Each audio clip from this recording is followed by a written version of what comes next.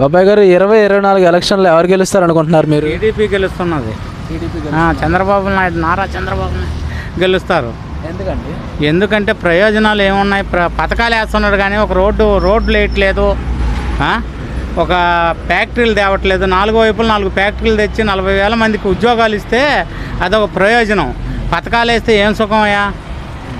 అది ఈ జగన్మోహన్ రెడ్డి గారి ప్రభుత్వంలో యువతకు ఉద్యోగాలు వచ్చినాయి అంటారా? రాలా. ఎవరికి వచ్చాయి? పిల్లలకి ఎవరికి రాలా, ఏం రాలా. ఈ 5 సంవత్సరాల్లో ఆయన అభివృద్ధి, ఆయన పరిపాలన ఎలా ఉందంటారు? ఇంకా పరిపాలన కుంటుపడిపోయింది. 50 సంవత్సరాలు వెనక్కి తీసుకెళ్ళాడయ్యా. అది ఏం బాగలేదు.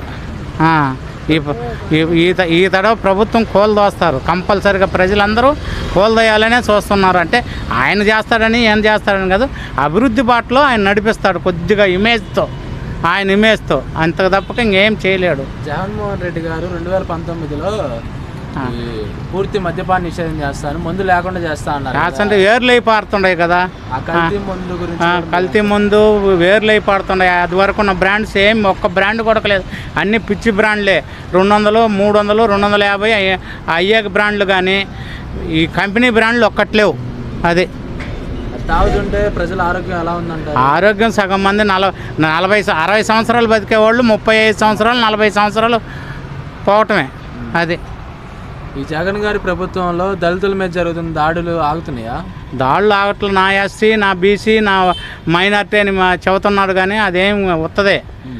ఇంకా దాడులు ఎక్కువ అయిపోతున్నాయి. ఈ తడ వాళ్ళు తిరగబడుతున్నారు కంపల్సరిగా ఓడియాలని.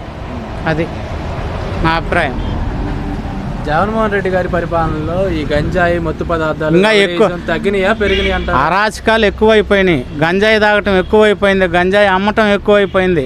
ఈ ప్రాంతాలలో ఒక్క బతికే విధానమే లేదు ఈ ప్రాంతం.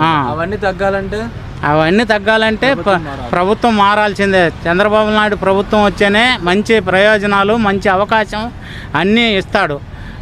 మంచి ఆఫీసర్లను వేసి, స్ట్రిక్ట్ ఆఫీసర్లను వేసి, కలెక్టర్లను కానీ, డిఎస్పీలను కానీ, ఎస్పీలను కానీ అందరిని వేసి పరిపాలనా విధానం మంచిగా చేస్తాడు. అది నా అభిప్రాయం.